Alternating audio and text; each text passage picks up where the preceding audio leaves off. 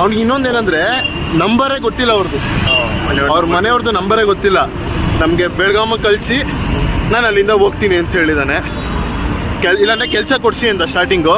But ಅವನು ಇರೋ ಅಮಾಯಕಕ್ಕೆ ಎಲ್ಲರೂ ಮೋಸ ಮಾಡ್ತಾರೆ ಅಲ್ಲ ನಮ್ಮಚ್ಚ. ಇರಕ್ಕೆ ಜಾಗ ಇಲ್ಲ ಮತ್ತೆ ಇಲ್ಲ, ತುಂಬ ಮೋಸ ಮಾಡಿಬಿಡ್ತಾರೆ.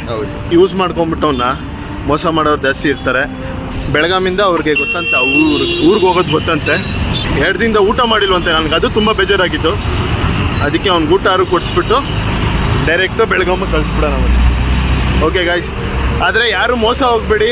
ಬೆಂಗಳೂರಲ್ಲಿ ಕೆಲಸ ಸಿಗುತ್ತೆ ಅಂತ ಸಿಕ್ಕಿದ್ರೂ ನಿಮ್ಮ ಫ್ಯಾಮಿಲಿಯವ್ರಿಗೆ ಗೊತ್ತಿರೋರು ಇದ್ದರೆ ಏನೋ ಅನ್ಬೋದು. ಅವ್ನು ಯಾರೋ ಅವ್ರ ಮನೆ ಪಕ್ಕದಲ್ಲಿರೋ ಮನೆಯವ್ರನ್ನ ನಂಬಿ ಇಲ್ಲಿಗೆ ಬಂದಿದ್ದಾನೆ, ಮೋಸ ಹೋಗಿದ್ದಾನೆ. ನಾವು ಬರೋಷ್ಟರಲ್ಲೇ ಅವರು ಸ್ನಾನ ಮಾಡಿ ರೆಡಿಯಾಗಿ ಆಚೆ ನಿಂತ್ಬಿಟ್ಟಿದ್ರು.